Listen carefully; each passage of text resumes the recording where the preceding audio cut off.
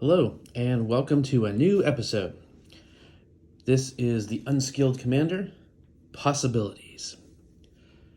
If you've watched the first episode, you know that this is basically just me going over different legendary creatures that could be possibly, maybe, commanders for different decks, and how I would go about, just off the top of my head, what I think of and how I would start to build them out of the cards I have. Like, what would I go for when trying to build it?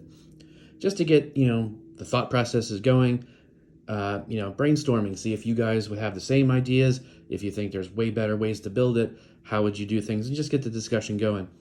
It's not necessarily that I'm going to build any of these cards that I preview. No, I'm not previewing them, showing you rather, but it's just a fun exercise to see, okay, how would I do these? And the idea is to hopefully do some cards that are kind of obvious and easy, and some cards that are not my normal style, and to get me thinking outside of how I normally play.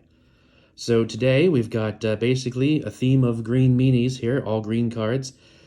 So first off, because they're all solo green, mono green rather, that's going to make them easy in the terms of mana because you've got access to ramp. So obviously right off the bat, I would absolutely have a good 10 spells in the deck that are just ramp. Cultivate, explode, vegetative explosion, exploding vegetation, whatever it's called, all that kind of stuff. Maybe not 10 if I had like really other good cards that I thought needed to fit the theme, but pretty much my thought process is, in order to actually see a theme, you need at least 10 cards of that theme. Otherwise, you've got 99, not counting your commander. If you only have 2 cards out of an idea, you're never going to see them. So that's why it's like, for me, 10 cards of Mana Rocks, or just 8 to 10, Soul Ring, Arcane Signet, those are like your staples. Just, you need that. In addition to your 35 to 37, 38 lands, depending on how you want to try and run it. So that way you've got mana going in, whatever. So with the green, absolutely I would have like 8 to 10 ramp spells in there just as a given. First one we're going to look at is Fynn the Fangbearer. 1/3 for only 2-drop commanders, as I've said before, is like really great because you can get them in fast.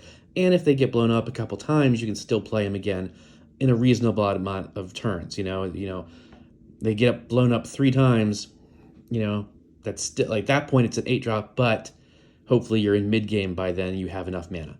It's a death touch, but the key is whenever a creature you control's with death touch deals combat damage to a player, that player gets 2 poison counters. As you may or may not know, poison is your fastest way to win. 10 poison counters on a player, they're dead, they're out of the game. So it's always a fun way to try and do it. Now, of course, the second people see Infect, they go for you because that is a major threat because it's only 10 poison counters necessary to win the game, or at least get rid of a player if you're playing Commander multiplayer. Now, I know this is a popular card because it was definitely back when I was playing Arena last year, whenever this was, part of the brand new set and stuff. That's what people were building their decks around it. So I'm assuming it's probably a pretty popular commander because all you gotta do is get 1 point of damage through with a death touch creature. He triggers, they get 2 poison counters, not just 1. So even if you're hitting someone for 1, with a 1/1 death toucher, and they're, it's unblockable or they don't have any creatures or whatever, boom, they're getting 2 counters right off the bat. So with something like this, I would want every creature that I could find that had death touch that wasn't like, a garbage creature, but, something, a low drop, 1/1 or 1/2, 2/2, 3/3, 1/3, whatever, something that can get on the field quick, have death touch. That would be the bulk of my creatures. I wouldn't put a creature in here that didn't have death touch unless there was a real need for something else. Like if I wanted to put Mana Dorks in, but again, you've got their mana ramp, you don't need it. And then on top of that, I might want to play with a little proliferation, some cards in there that would, once they get the poison counters, you can start proliferating it because now all of a sudden, it's turn 4, 5, they've got creatures to block, you've only got 2/2s, you really can't get through anymore.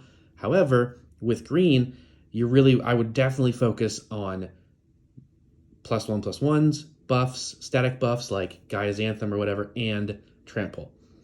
And I would probably go a good 10 cards that are probably buffs, excuse me, instant buff spells or whatever. It's like sorcery speed where it's like creature gets +3/+3 until end of turn and trample, whatever.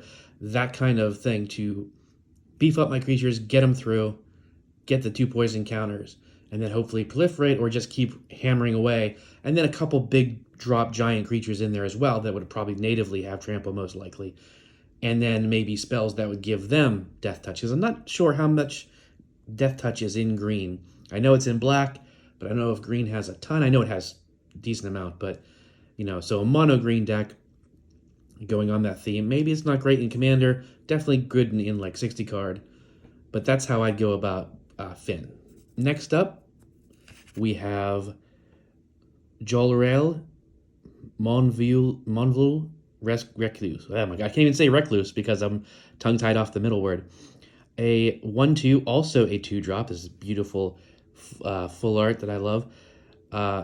Human Druid. Whenever you draw your second card each turn, create a 2/2 green cat creature token, and then pay 6 to, until end of turn, creatures you control have base power and toughness XX, where X is the number of cards in your hand.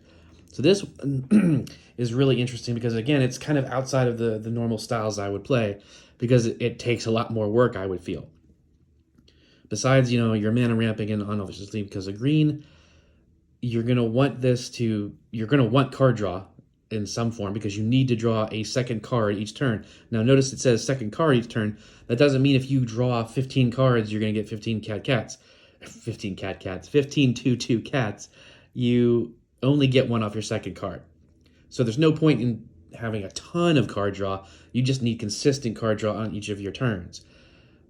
But then again, because of her ability, you kind of do want crazy good card draw, and you're going to need Reliquary Tower and Thought Vessel and everything else that gives you no maximum hand size so that you can play a bunch of creatures, hopefully draw, a bunch of cards, getting a cat off of the second one at least every turn. Do that for like 2 turns, hopefully have, 2 or 3 cats, a bunch of other creatures that you actually played, and 10 cards in hand, tap 6 mana. Now everything's getting +10, and off you go. But again, you need to get trample in there too. So would you put like 6 to 8 trample spells in there?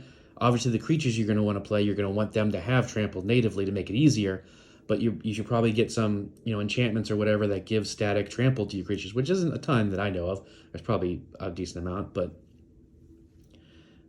so there's that line you have to walk. You need a bunch of card draw and the ability to keep those cards in your hand, but you're going to need a lot of creatures and creatures that have trample. Otherwise, the 10/10, or if it's any kind of gets any buffs from anything else, okay, great, but it gets stopped by a 1/1, frog or something, or a 1/1 bird, or worse than that, a 1/1 with death touch. Now you just lost a 10/10. So you need that trample to be able to get through and do something. But I feel it would be a fun attempt because I don't do card draw is always a weakness that I need to work on for all decks because that's how you win. You need to constantly have cards in your hand if you really want to have an advantage in Commander. And I've learned that the hard way. But I've also been taught that by friends saying, hey, you work on your card draw, and they've given me good tips on that. But regardless, this would be a deck focused on card draw, which I've never done before. So that would be interesting. And finally, we have Kodama of the East Tree. Now, this is a 6-drop, but in green. So 6 in green is not that bad because, as we've said, you put a bunch of mana rocks and a bunch of ramp spells plus your normal, 36, 37 lands. You're getting him out early. So it's not as big of a concern as, say, with Toxtrol deck where it's a blue-black and it's really hard to ramp. So that's not the drop is not a big deal here. And he's a 6/6 with reach. Reach is actually pretty good. You don't see reach often used but it's important because flying is a great way to win games. If you have 1/1 spirits or something with flying, they get through because most people don't have flying, and they definitely don't have reach. So trample would be better on him, but reach is a decent, secondary effect on there. Still not as good as lifelink or death touch, of course, but it's not necessarily horrible. But anyway, whenever another permanent enters the battlefield under your control, if it wasn't put onto the battlefield with his ability, you may put a permanent card with lesser or equal converted mana cost from your hand onto the battlefield. So, and he does have partner, so you could partner him with something that's a low drop spell that has some sort of cool buff effects, or gives trample natively, or whatever. So that's always something to do with Kodama. I would personally probably build him as a mono green deck, unless I found some partner that was just insanely good with him. And again, there probably is, but I don't know what it would be.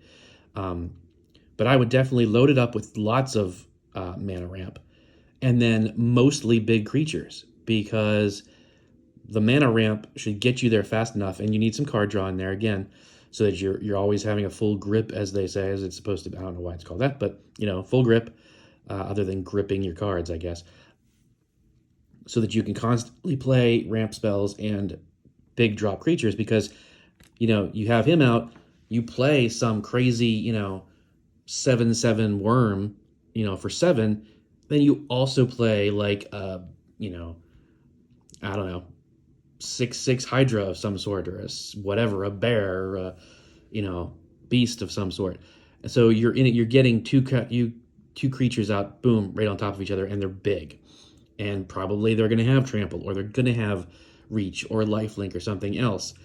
So you're getting a lot of value off of this. Now, he is in at least one of my decks. I think he is in my legendary deck, or possibly Cascade. I can't remember, honestly. I know he's in one of my decks. It might even be the Planeswalker deck, in order to try and get Planeswalkers out faster. I don't know. Point is, the value is there, and I obviously see it. But I've never thought about making an entire deck around him, and that would be kind of fun to mess with that, and just go with just huge creature spells that you... Oops, sorry about the shaking camera there. The table's a little bouncy. Anyway, yeah, I mean, just dropping tons and tons of the big creatures, because normally you try and do 1 or 2 big bomb creatures in a deck, something like this, but you shy away from more than that, because if you curve your mana values too high, you just sit there and don't play anything until you get killed, or it's like you luck out and we get to like turn 7. Even in green it can be iffy, but I think if you play it right, with a lot of mana ramp and a lot of mana rocks, and then just massive creatures and a couple little dummies that can just chump block early on, or actually I would do a lot. The only little creatures I would put would be mana dorks. So you got your Llanowar elves and stuff like that are 3 drops or less, that are either getting you lands on the field or tapping for mana themselves to help you cast big creatures real fast. And then you get like 2-3 big creatures out in a turn, using his ability included. So that's how I would do it, just off the top of my head, and how I normally play these how I deck build. So what do you think? How would you go about any of these green creatures? Would you do them differently? Would you spin them in a fun direction? Would you partner Kodama with someone specific? Would you try and, build Finn, obviously with the Death Touch poison counters, but would you take it in a different direction? Would you try and give him equipments or something? I don't know. Let me know in the comments, and I will see you next time.